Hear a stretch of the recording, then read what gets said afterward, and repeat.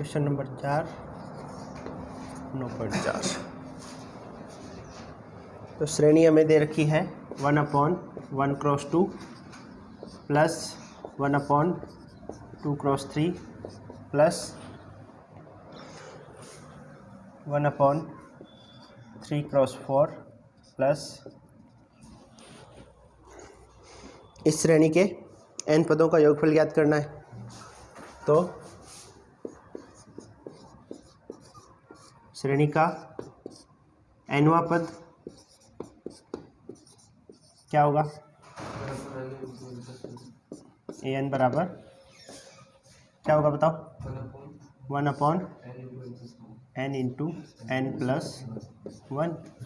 पहले पद में और सब में 1 है तो nवें में 1 हो जाएगा। पहला पद पहले में 1 इंटू 2, दूसरे में 2, तीसरे में 3 पहला पद, तो nवें में n हो जाएगा और अगला n प्लस 1। तो ये nवां पद हो गया। अब क्योंकि अपॉन में n आ गया तो अब हम वो जो पहले सूत्र लगाते थे सिग्मा वाला वो नहीं लगेगा, लगा नहीं पाएंगे इसमें। तो दूसरा तरीका क्या है? इस श्रेणी का पहला पद निकालते हैं, n की जगह 1 रखोगे, क्या था? या इसको एक काम और कर सकते हैं, इसको क्या लिख सकते हैं? आंशिक भिन्नों में बदलना पड़ेगा।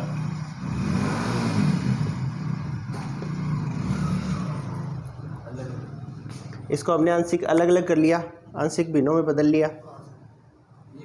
तो 1/n माइनस 1/n प्लस 1, इसका लघुत्तम लेके देखो क्या आ रहा है। n प्लस 1 लघुत्तम लिया तो ऊपर क्या आएगा? यहाँ n प्लस 1 माइनस n से n कट जाएगा, यही आएगा। ठीक है। तो लगातार संख्या अगर दे रखी हो जैसे 1/2 इंटू 3, तो पहले छोटी वाली संख्या माइनस, इसको सरल करके देखोगे ये क्या आएगा। तो वही हमने वहाँ किया है, ये बड़े वाला था, ये छोटी वाली संख्या, तो 1/n माइनस 1/n प्लस 1। हालांकि ये आंशिक भिन्नों में बदलने वाला काम हम 12th क्लास में सीखेंगे। समाकलन जहाँ करते हैं तो वहाँ पे आंशिक भिन्नों में बदल के समाकलन किया जाता है, वहाँ सीखेंगे। अभी सिर्फ इसके लिए ये याद रखो। इसको हम ऐसे लिख सकते हैं। तो अब इस श्रेणी का पहला पद क्या आएगा? इसको क्या लिख सकते थे? या तो इसको लिखो या यहाँ n की जगह 1 रख दो, तो क्या आएगा? 1/1 माइनस 1/2। दूसरा पद क्या आएगा? 1/2 माइनस 1/3। तीसरा पद क्या आएगा? ऐसे चलते चलते nवां पद क्या है? n माइनस 1वां पद क्या आएगा? अगर लिखना हो या nवां लिख देते, चलो nवां पद क्या आएगा? 1/n माइनस 1/n प्लस 1, है ना। हमें क्या करना है? a1 से लेके an तक का योग करना है। तो इन सबको जब जोड़ोगे a1 plus a2 plus a3 plus an, तो ये क्या आ जाएगा? इसका मान इधर जब जोड़ोगे तो इससे ये कट जाएगा, इससे ये कट जाएगा, इससे आगे वाले का पहला कटेगा। तो ऐसे करते करते ये वाले जो टर्म है, ये वाला इससे, तो बीच वाले तो सारे कट जाएंगे, ये वाला इससे पहले वाले के पहले से उससे कट जाएगा। बचेगा क्या? ये पहला और ये लास्ट, यानी 1 माइनस 1/n प्लस 1। ये क्या है? सिग्मा a, जिसको क्या लिखते हैं? Sn, या Sn लिख दो सीधा ही। ए पहले से लेके nवें पद का योगफल Sn होता है। Sn बराबर इसका लघुत्तम ले लो, तो यहाँ से आ गया n प्लस 1 माइनस 1 अपॉन ये, यानी n/n प्लस 1।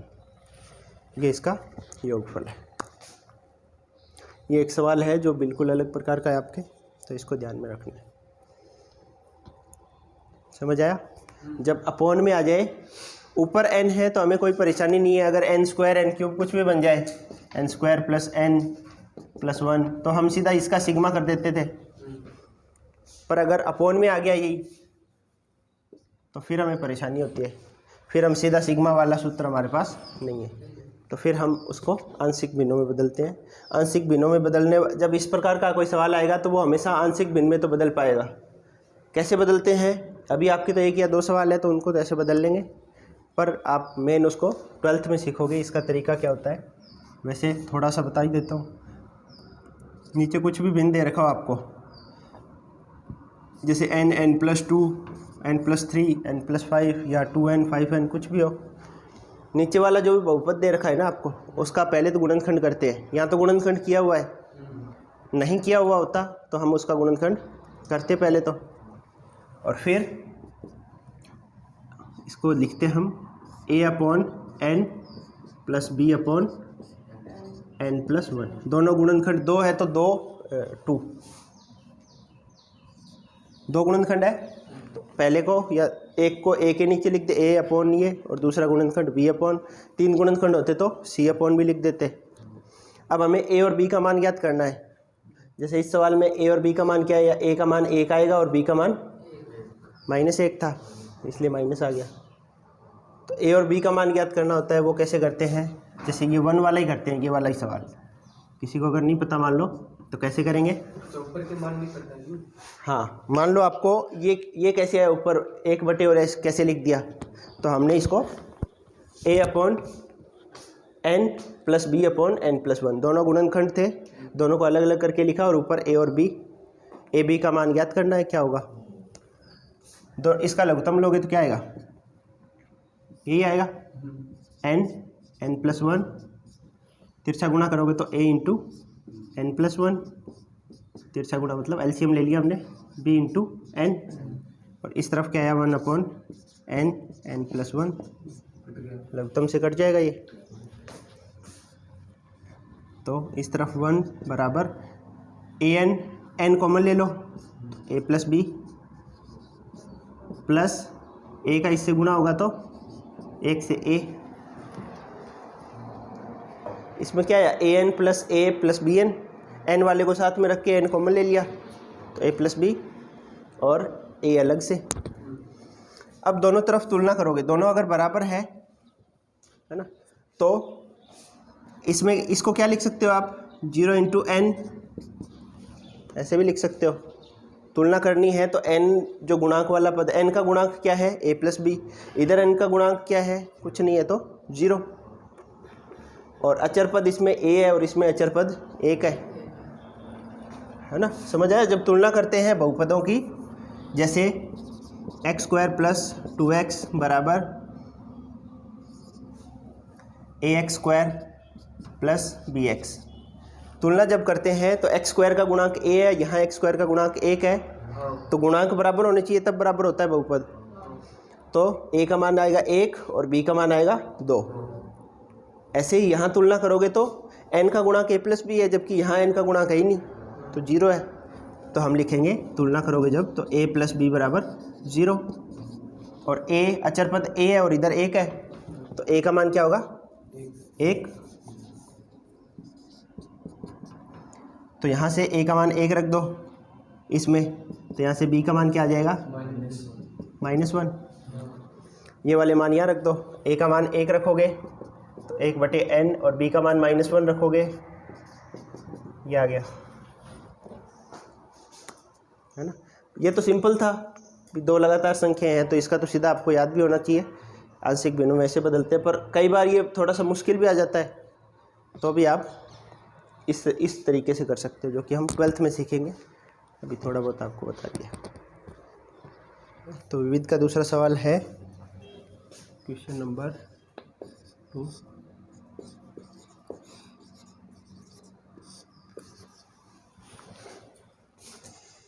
यदि किसी समांतर श्रेणी की 3 संख्याओं का योगफल 24 है, तो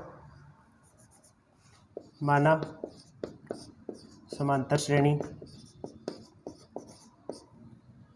a + d, a + 2d, ये वाली है। तो प्रथम 3 पदों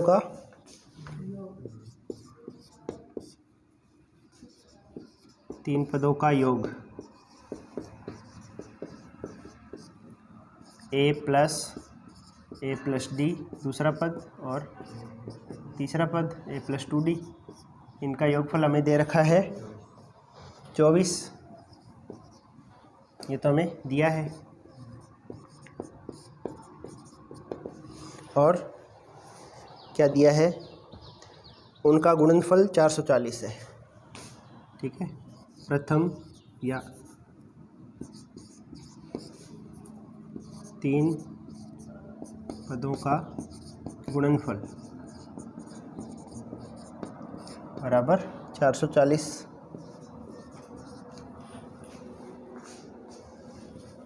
तो a into A plus D into A plus 2d बराबर 440। इसके भी दो तरीके हैं वैसे, पहले इस तरीके से हम देख रहे हैं एक बार। तो इनका गुणा करो, यहाँ से देखते हैं इसका मान क्या आएगा, 3a प्लस 3d बराबर 24। तो a प्लस डी बराबर 8। अब यहाँ a प्लस डी का मान मिल जाएगा, तो इसका और इसका तो गुणा कर देते, इसका मान होगा a into 8 into A plus 2d बराबर, और a प्लस 2d को भी हम क्या लिख सकते हैं, a प्लस डी बराबर 440। तो ये हो गया 8a इंटू 8 प्लस डी बराबर 440। तो ये हो गया 64, या 8a का तो उधर भाग दे देते हैं, a इंटू 8 प्लस डी बराबर 440 बटे 8, कितना आएगा 55। तो 8a प्लस AD, या यहाँ से a का मान निकालोगे कितना आएगा, 8 माइनस डी, a का मान 8 माइनस डी, 8 प्लस डी बराबर 55। तो ये हो गया 8 का स्क्वायर 64 माइनस डी स्क्वायर बराबर 55। तो यहाँ से डी स्क्वायर को उधर ले जाओ, 64 माइनस 55 कितना है 9। तो डी का मान आएगा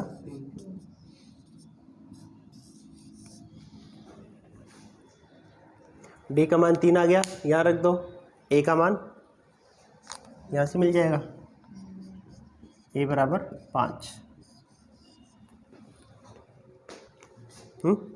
अब तीनों पद या समांतर श्रेणी देखनी है, तो a का मान 5 है, d का मान 3 है, तो 5, अगला पद 8, अगला पद 5 प्लस 6 11, फिर अगला 3 और जोड़ दो 14, 17, 20, ऐसे चलेगी समांतर श्रेणी।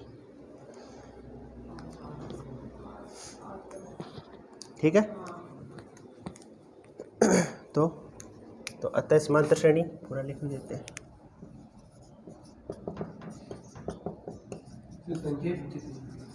संख्या पूछी है, तो पहली संख्या क्या हो जाएगी, a का मान 5, फिर 5 प्लस 3 और 5 प्लस 3 इंटू 2 6, यानी 5, 8 और 11, ये संख्या आएगी।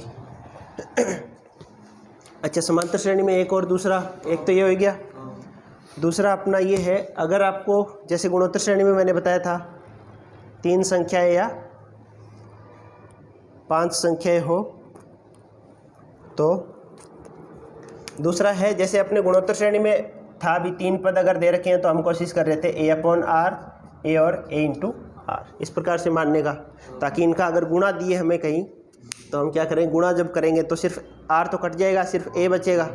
ऐसे ही गुणोत्तर श्रेणी में योगफल दिया है, तो हम कोशिश ये करते हैं कि 3 पदों की बात हो रही है, तो उसको a माइनस डी, a और a प्लस डी ये माने। फ़ायदा क्या होगा, जब इनका योगफल करना होगा तो d से d कट जाएगा, 3a बराबर 24, तो a का मान सीधा सा मिल जाएगा हमें 8। ठीक है, और फिर सरल करेंगे, d का मान आएगा 3, तो जब इसमें रखोगे 8 माइनस 3, पहला पद वही आएगा 5, फिर इसका मान 8, और फिर 8 प्लस 3 11, यही पद मिलेंगे वापस। पर हमारे लिए आसान हो जाएगा, पहले योग से सीधा हम a का मान निकाल लेंगे, यहाँ से a का मान मिल जाएगा, फिर बोलेगा इनका गुणा करो, गुणा करोगे तो a का मान तो इसमें है ही दिया हुआ, भाई मिल गया अपने को 8, गुणा जब करोगे तो a इंटू इनका हो गया a square minus D square बराबर 440, a का मान हमने रख दिया इसमें 8, तो 64 माइनस डी स्क्वायर बराबर 440, तो 64 माइनस डी स्क्वायर बराबर 8 गया तो 55। ये वाली इक्वेशन हमारे पास सीधी सी आ जाएगी। सर ए स्क्वायर माइनस डी स्क्वायर लिखा। हाँ, ए इनका गुणा कर रहे हैं तो ए माइनस डी, ए प्लस डी का गुणा, तीनों का गुणा करेंगे तो ये आएगा। वो सही है।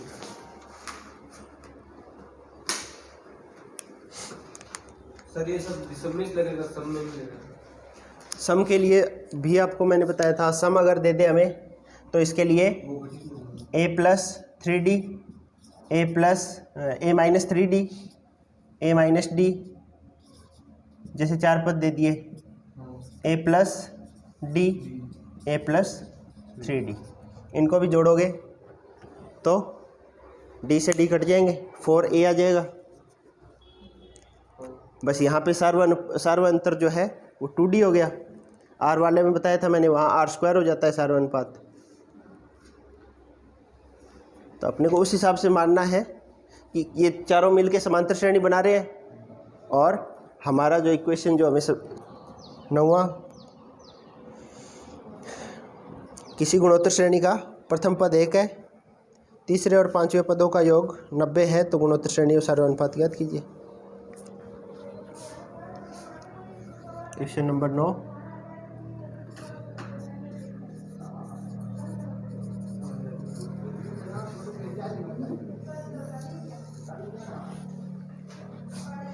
किसी गुणोत्तर श्रेणी का प्रथम पद, तो गुणोत्तर श्रेणी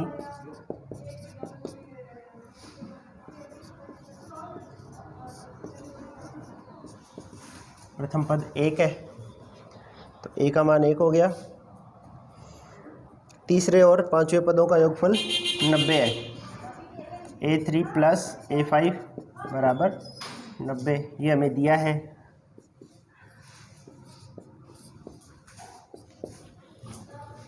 प्रथम पद और तीसरे और पांचवें पदों का योगफल 90 है, प्रथम पद 1 है। तो गुणोत्तर श्रेणी का सार्व अनुपात यानी आर का मान ज्ञात करना है। क्या आएगा? तो इसके लिए तो A3 प्लस A5, A3 का फॉर्मूला AR² प्लस AR4 बराबर 90। तो AR² कॉमन ले लिया, 1 प्लस R² बराबर 90। प्रथम पद हमें दे रखा है 1, तो ए का मान 1 रख दिया, R² 1 प्लस R² बराबर 90।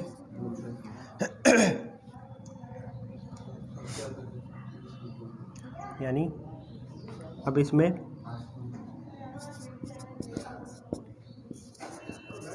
R² को t मान लिया एक बार के लिए, तो यही रख लेते, फिर तो कॉमन भी नहीं लेना था। कॉमन नहीं लेके R² प्लस R⁴, तो यहाँ से a का मान 1 हो गया और R² प्लस R⁴, या R⁴ पहले लिख देता हूँ और R²। t रखोगे R² की जगह तो ये हो गया t² प्लस t माइनस 90 बराबर 0। ठीक है, ये स्क्वायर का स्क्वायर था, t रख दिया R² की जगह। तो यहाँ से अब द्विघात समीकरण है, तो 10 × 9 90 होता है, तो यहाँ t की जगह 10t माइनस 9t, यानी एक गुणनखंड आएगा इसका t प्लस 10 और t माइनस 9 बराबर 0। तो यहाँ से t के 2 मान मिल गए, और 9 और -10। ठीक है, अब t क्या है? R² है, तो नेगेटिव तो उसका हो नहीं सकता, तो t की जगह R² बराबर 9 और -10। अब स्क्वायर वर्ग किसी भी संख्या का नेगेटिव नहीं हो सकता, तो -10 तो नहीं होगा। इसका मतलब R² बराबर है 9, तो R बराबर +-3 होता है। यहाँ पे हम पॉजिटिव नंबर ही लेते हैं, तो +-3 है क्या आंसर? तो यहाँ से वैसे सॉल्व करते हैं तो +-3, पर ज़्यादातर हम इस श्रेणी में प्लस का चिन्ह काम में लेते हैं। तो R का मान मिल गया +-3। सर ऐसे मान सकते हैं, डबल 2 पावर हो गई, ज़्यादा पावर। हाँ, मान सकते हैं, वो 90 तक तो लिख दिया था, आगे क्या करना था पता ही नहीं था, इसलिए क्योंकि ये R² में द्विघात है, यहाँ आर स्क्वायर की पावर 2, आर स्क्वायर की पावर 1, आर स्क्वायर में द्विघात समीकरण बन रही है तो आर स्क्वायर को हमने एक टी मान लिया तो टी में द्विघात समीकरण बन गई। टी का मान निकाला, अब टी क्या है, आर स्क्वायर ही तो है, वापस आर स्क्वायर रख दिया, फिर यहाँ से आर का मान।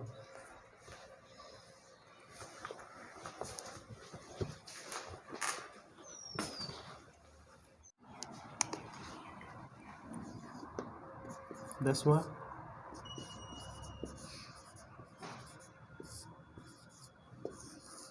विविध नौका। किसी गुणोत्तर श्रेणी के 3 पदों का योगफल 56 है। तो माना गुणोत्तर श्रेणी या जीपी ए आर स्क्वायर ये वाली है, तो इसके 3 पदों का योगफल 56 है। तो हमें दिया है ए प्लस ए आर स्क्वायर बराबर 56। इसके 3 पदों का योगफल 56 है। यदि हम क्रम से इन संख्याओं में से 1, 7 और 21 घटाए तो हमें समांतर श्रेणी प्राप्त होगी, है ना। तो ये भी हमें दिया है कि a-1 क्रम से पहले पद में से 1 घटाए, दूसरे में से 7 घटाए और तीसरे में से 21 घटाए, तो ये समांतर श्रेणी में है। ये भी हमें दिया हुआ है। अब ये अगर समांतर श्रेणी में है तो हम जानते हैं समांतर श्रेणी में बीच वाली संख्या का डबल बराबर इन दोनों के योगफल के बराबर होता है।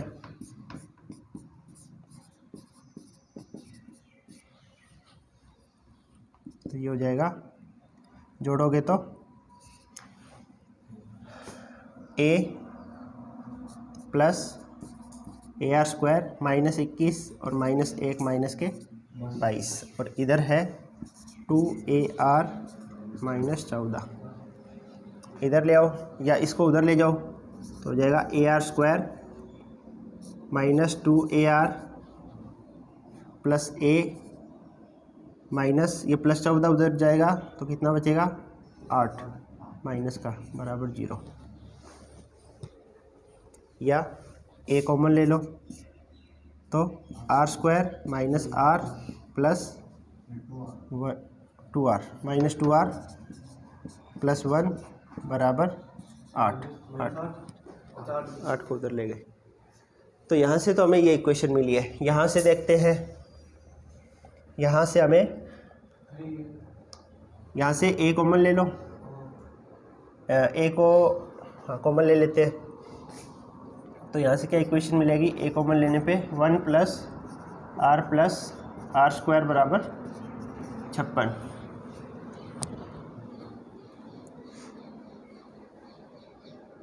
और प्रथम पद इसमें कुछ दिया नहीं है ना,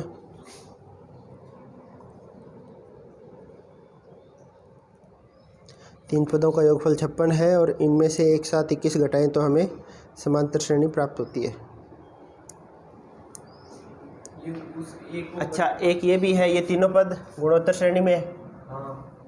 तो वो तो खैर है ही, बीच वाली संख्या का वर्ग बाकी दोनों के गुणा के बराबर होता है और वो तो सीधा से है ही, फिर वहाँ से अपने कोई वैल्यू नहीं मिलेगी। चलो उसको लाओ फिर। ये समीकरण नंबर 1 थी, ये समीकरण नंबर 2। भाग देंगे, ए को ए से काट देंगे पहले। तो समीकरण 1 में 2 का भाग देने पर 1 में 2 का भाग दे देते हैं तो ए से ए तो कट जाएगा, मतलब ऊपर समीकरण 1 क्या है 1 प्लस आर स्क्वायर अपॉन यहाँ से 2 तो A R square minus 2r plus 1 बराबर 56/8। कितना आया 7। ए से ए कट गया, अब तिरछा गुणा करोगे 7 से, इसका मतलब ये उधर ले जाओ, वज्र गुणन करेंगे तो क्या आएगा 1 प्लस आर स्क्वायर बराबर 7 से इसका मल्टीप्लाई करोगे तो 7r² माइनस 2r प्लस 1। तो r यहाँ क्या है 7r² माइनस 14r प्लस 7 और इधर है 1 प्लस r²। तो इन सबको उधर ले जाओ, 7 में से r² घट जाएगा 6r² माइनस 14 r और चला जाएगा तो माइनस 15r और 1 उधर चला जाएगा माइनस का, तो वहाँ पे 6 बचेगा। और तो इसका 36 आना चाहिए, 3 कॉमन आ जाएगा, वो भी ठीक है। 2r² माइनस 5r प्लस 2 बराबर 0, ये 3 बटे में चला जाएगा। 2r² माइनस 5r प्लस 2 बराबर 0, क्या गुणनखंड होंगे 2r² minus 4r minus r plus 2 बराबर 0। तो यहाँ से 2r कॉमन आएगा और यहाँ से -1, अंदर क्या बचेगा 2r कॉमन लेने पे r माइनस 2, ये 2 गुणनखंड है। तो यहाँ से r की वैल्यू, ये 0 के बराबर हुआ तो 1/2 या 2, r के 2 मान आ गए। तो गुणोत्तर श्रेणी प्रथम पद अब निकालते हैं, कोई से इसमें रख लो, इसमें रखोगे तो ये तो सही था ना अपना +2, तो इसमें इस समीकरण में रख के देखते हैं। a 1 प्लस r का मान 1/2 रखते पहले और फिर r² 1/4 बराबर 56। तो a लघुत्तम इसका आएगा 4 प्लस 2 प्लस 1 कितना आ गया 7/4। तो a बराबर ये 7/4 है, उधर जाएगा तो 4/7, ये 8 आ गया, इंटू 4 32। तो अगर r बराबर अगर 1/2 है तो a बराबर आएगा 32, और r बराबर अगर आप रखोगे इसमें 2, यही रख देते हैं, या कहाँ पे करें, यहाँ ऊपर ही कर देता हूँ। अगर r बराबर, यहाँ देखिए दिख रहा है क्या, ये r बराबर 2 रखेंगे इसमें तो a इंटू कितना आएगा 1 प्लस 2 प्लस 4 बराबर 56, तो a बराबर 8 है ना, दोनों ही सही है। तो अगर r बराबर 2 है तो a बराबर 8, r बराबर 1/2 है तो a बराबर 32। तो गुणोत्तर श्रेणी क्या होगी, कंडीशन देख लेते हैं, कौन सी कंडीशन थी, घटाने वाली ना, देख लेते हैं। तो इसके हिसाब से संख्याएं क्या आएगी हमारी गुणोत्तर श्रेणी, तो GP क्या बन रही है, पहले वो रखते हैं r बराबर 1/2, a बराबर 32, तो गुणोत्तर श्रेणी है 32। फिर a इंटू r करोगे तो 16, और फिर ar² तो 8, और तीसरे पद में से हम 21 घटाना है तो घटा नहीं पाएंगे इसमें से, तो आंसर माइनस में आ जाएगा। चलो कोई बात नहीं, आ जाए तो आ जाए। और अगर r बराबर 2 और a बराबर 8 है तो गुणोत्तर श्रेणी हमारी हो जाएगी 8, फिर a इंटू r 16 और 32, तो वही आ रहे ये रिवर्स ऑर्डर में। तो संख्याएं पूछिए, अगर संख्या पूछी है क्या, संख्या पूछी है तो ये संख्या तो एक जैसी आ रही है दोनों में से कोई सा भी ले लो, ये 3 संख्याएं आएगी। अब पहले में से 1 घटाओगे तो कितना आ रहा था 31, इस वाले में दूसरे में से 7 घटाओगे तो 9, और इसमें से 21 घटाओगे तो -13। ये तीनों समांतर श्रेणी में है क्या, देख लो, बीच वाले का डबल करो 18, बाकी दोनों का योगफल करो 18, तो बीच वाले का डबल बाकी दोनों के योगफल के बराबर है, तो ये समांतर श्रेणी है। तो ये जब पहले में से 1, दूसरे में से 7 और तीसरे में से 21 घटाते हो तो समांतर श्रेणी बन रही है दोनों ही केस में। ठीक है, 5 गुना है। क्वेश्चन नंबर 11 विविध नो दिया है या माना गुणोत्तर श्रेणी के पदों की संख्या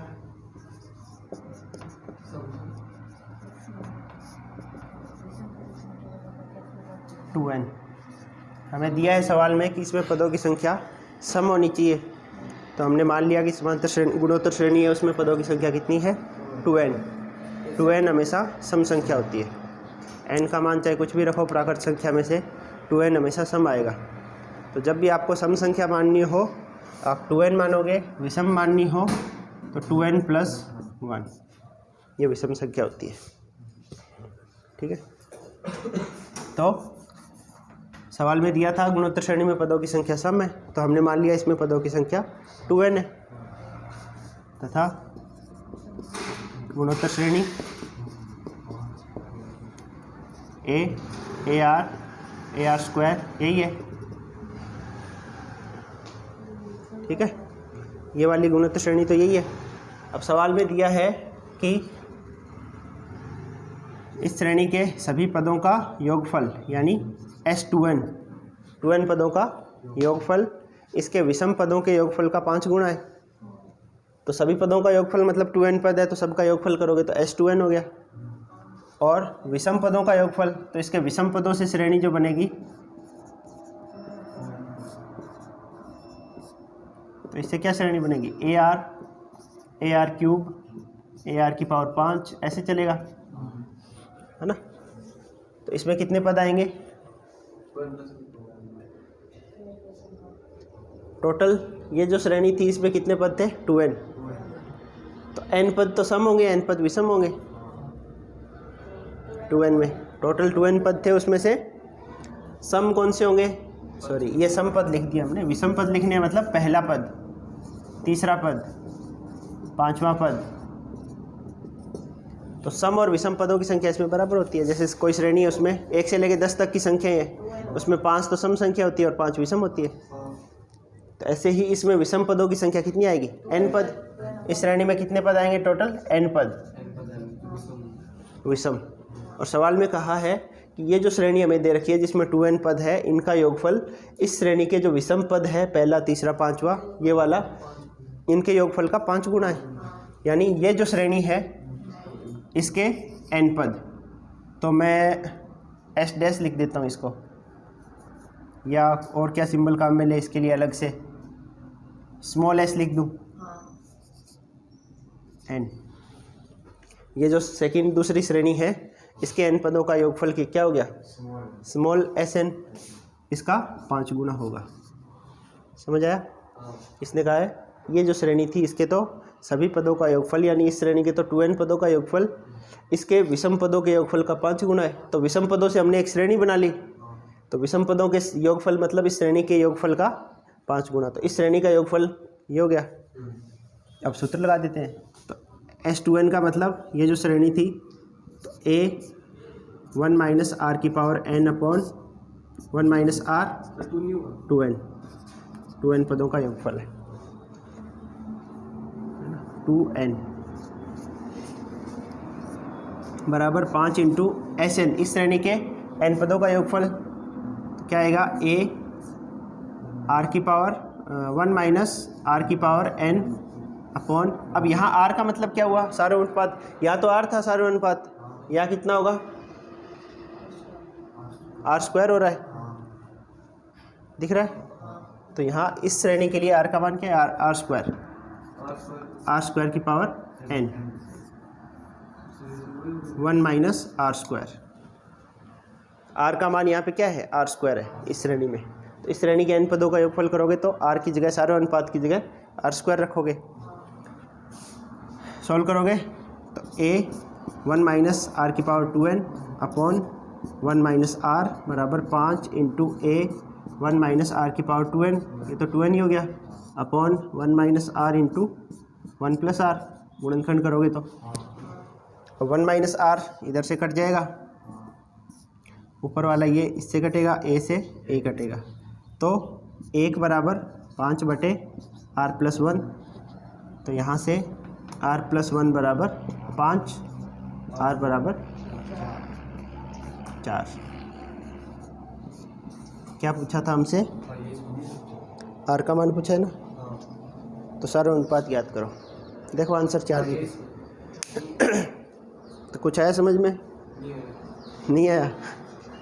सवाल वही है, तरीका अलग है। अब कहाँ से नहीं आया वो बताओ।